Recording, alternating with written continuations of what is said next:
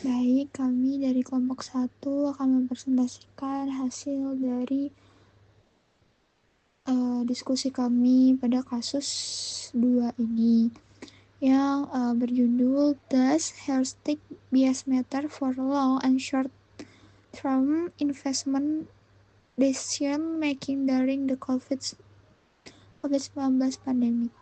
Nah, penelitian ini meneliti bagaimana perilaku bias heuristik mempengaruhi keputusan investasi di pasar modal Indonesia, khususnya di masa ketidakpastian pandemi. Kita masuk ke latar belakang. Penelitian ini dipicu oleh fenomena krisis pandemi COVID-19 yang bermula pada akhir tahun 2019. Ketidakpastian global yang ekstrim saat itu memukul keras aktivitas ekonomi dan menyebabkan instabilitas pada indeks harga saham gabungan atau IHSG. Dalam kondisi penuh tekanan dan kepanikan tersebut, terlihat jelas perubahan perilaku pada investor. Banyak investor yang bertindak impulsif dan emosional, sebuah anomali yang gagal dijelaskan oleh teori keuangan tradisional. Fenomena ini lebih tepat dijelaskan melalui teori bounded rationality. Teori ini menyatakan bahwa karena manusia memiliki keterbatasan informasi, kognitif, dan waktu, investor ini jadi cenderung menggunakan jalan pintas. Sayangnya, jalan pintas ini seringkali memicu bias kognitif yang berujung pada keputusan investasi yang irasional. Next, secara spesifik, penelitian ini menyoroti 3 jenis bias heuristik yang paling relevan dalam situasi tersebut. Yang pertama ada representativeness bias.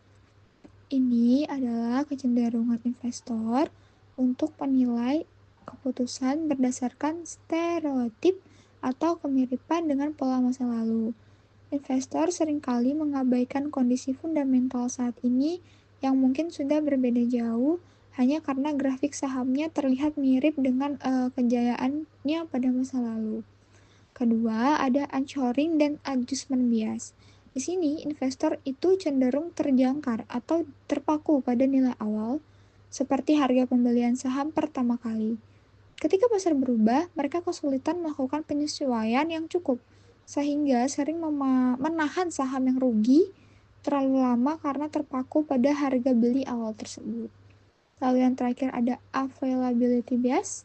Ini terjadi ketika keputusan diambil hanya berdasarkan informasi yang tersedia atau mudah diakses di memori mereka. Di era pandemi, berita buruk yang masif dan terus-menerus muncul membuat investor bereaksi berlebihan terhadap informasi yang paling sering mereka dengar, bukan berdasarkan data yang komprehensif. Berikutnya yaitu tujuan utama penelitian ini adalah menguji secara empiris apakah ketiga bias tersebut benar-benar mendorong pengambilan keputusan investasi yang irasional di masa pandemi. Namun, letak nilai tambah atau novelty dari riset ini ada pada variabel moderasinya. Banyak penelitian sebelumnya yang hanya melihat hubungan langsung, yaitu bias menyebabkan keputusan buruk. Nah, penelitian ini melangkah lebih jauh dengan memasukkan investment horizon yang dibedakan menjadi 2, yaitu diantaranya investor jangka panjang. Ini itu adalah yang fokus pada memaksimalkan kekayaan akhir. Lalu ada investor jangka pendek yang cenderung mencari return cepat pada aset yang beresiko.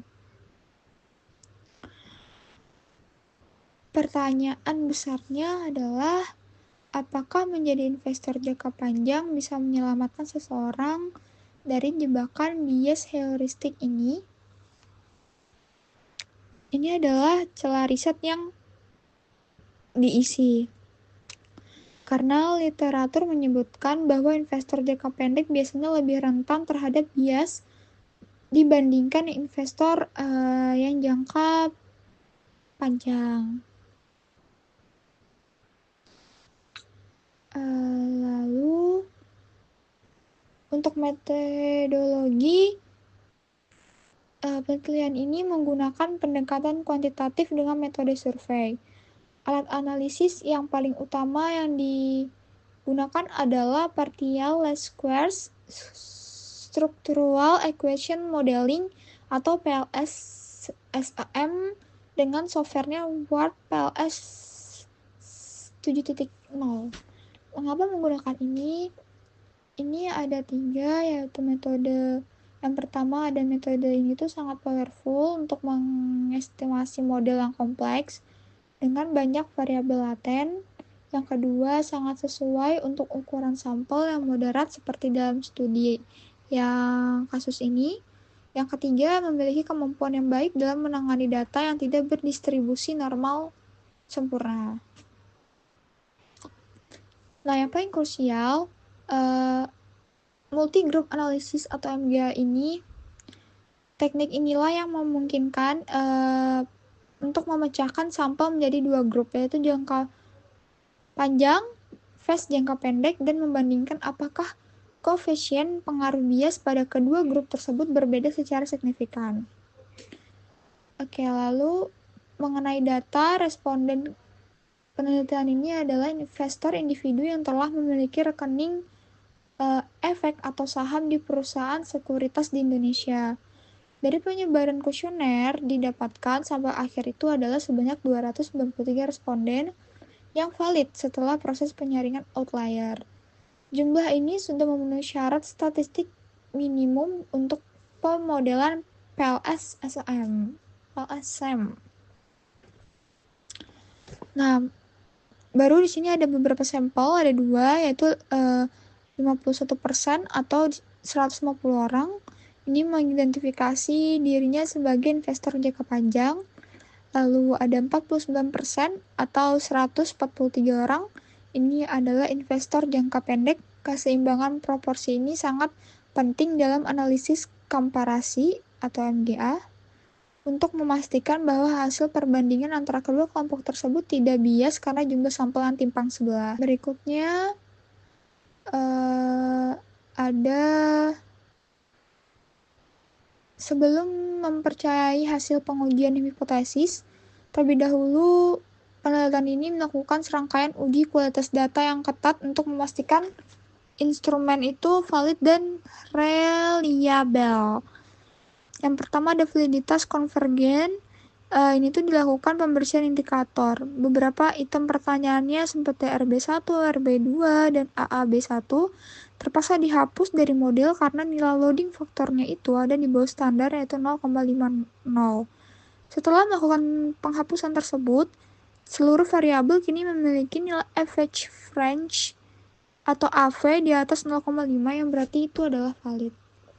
Kedua ada reliabilitas. Ini menggunakan parameter Computational Reliability atau CR.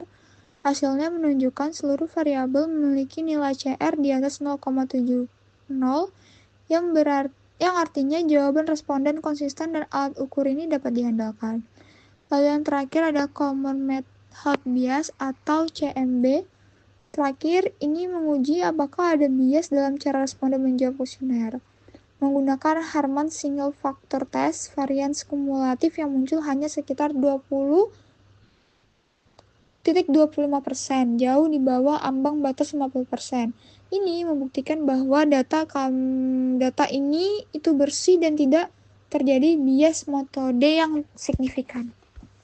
Oke, akan dilanjut dengan saya Marlina Taliana Borhu dengan NIM 20221023. Jadi di sini saya akan mempresentasikan hasil uji hipotesis. Itu penelitian ini menguji 3 bias yang diprediksi memengaruhi keputusan investasi selama pandemi. Jadi pada slide ini saya akan menjelaskan 3 bias utama yang diteliti dalam artikel. Yang pertama itu adalah representativeness bias. Nah, itu ketika investor menilai suatu saham hanya berdasarkan kemiripannya dengan kejadian masa lalu, misalnya melihat saham yang dulunya pernah naik, lalu mereka menganggap saham yang mirip atau pokoknya yang mirip itu pasti akan naik lagi, padahal situasinya bisa aja berbeda. Nah, yang kedua ini extoring, itu ketika investor terpaku pada satu harga awal, contohnya itu karena dulu beli saham di harga yang tinggi, investor jadi enggan menjual meskipun kondisinya sudah berubah. Mereka terikat pada jangkar harga di awalnya. Nah, yang ketiga itu ada availability, yang ini mengambil keputusan hanya dari informasi yang mudah diingat atau paling sering muncul. Misalnya keputusan hanya berdasarkan berita yang lagi viral tanpa melihat data yang mendalam. Nah, ketiga bias ini diuji apakah memengaruhi keputusan investasi selama pandemi. Oke, next. Selanjutnya data dan sampel. Di slide ini saya menjelaskan celah penelitian sebelumnya. Jadi banyak penelitian terdahulu hanya melihat pengaruh bias secara langsung. Tapi penelitian ini menambahkan satu hal yang penting, yaitu horizontal investasi. Apakah investor itu jangka panjang atau jangka pendek? Jadi tujuannya itu untuk melihat apakah investor jangka panjang lebih tahan terhadap bias dibandingkan investor jangka pendek.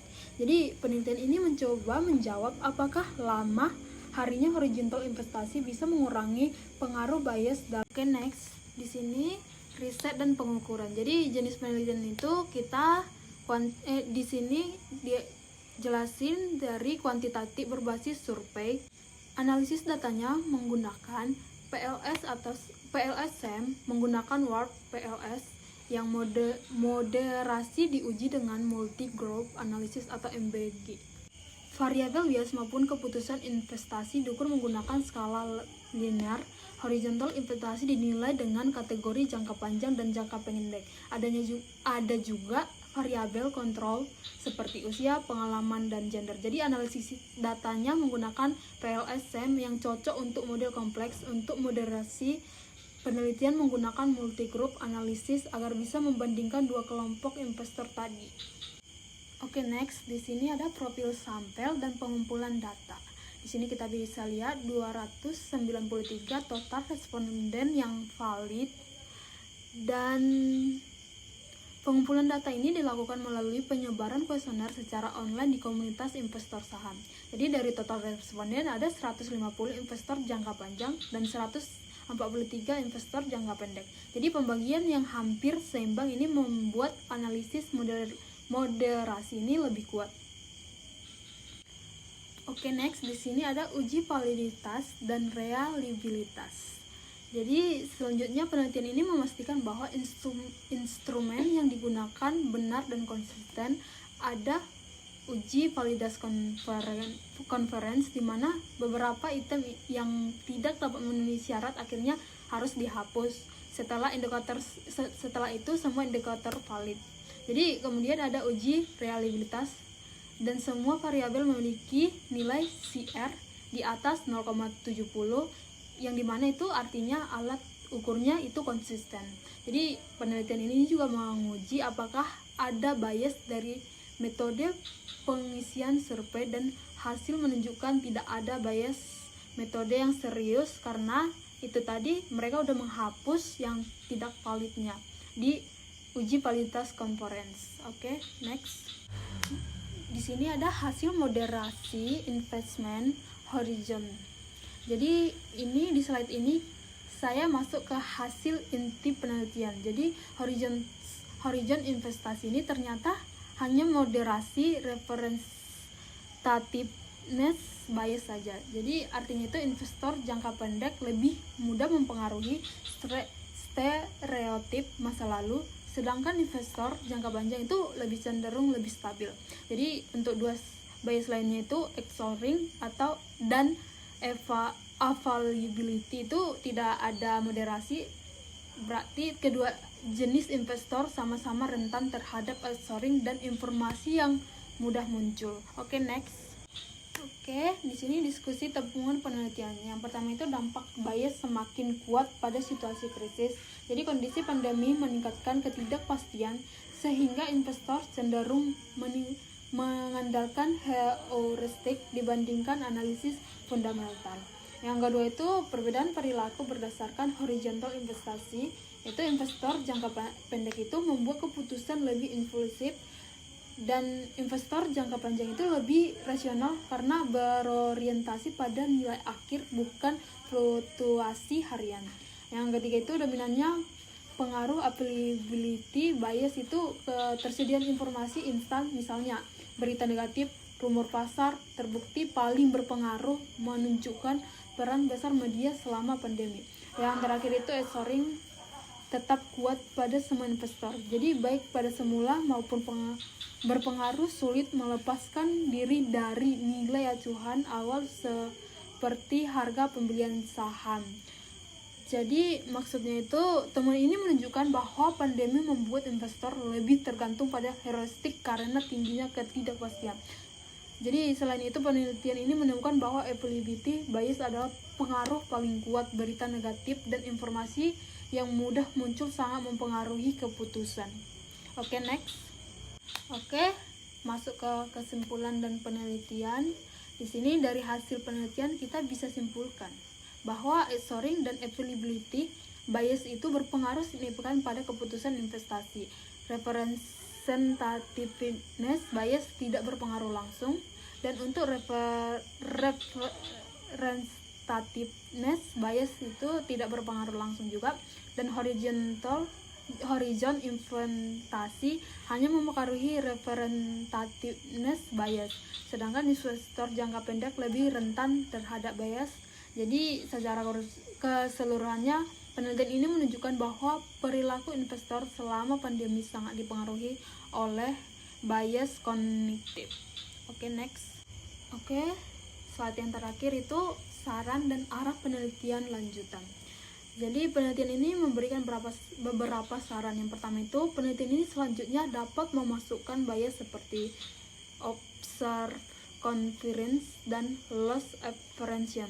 Jadi yang kedua itu pendekatan mixed method bisa digunakan untuk mengali lebih dalam faktor fisiologis investor.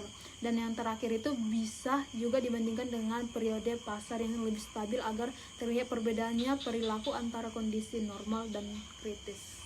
Oke. Mungkin sekian dari bedah artikel dari kelompok 1. Semoga bermanfaat bagi pendengar. Terima kasih.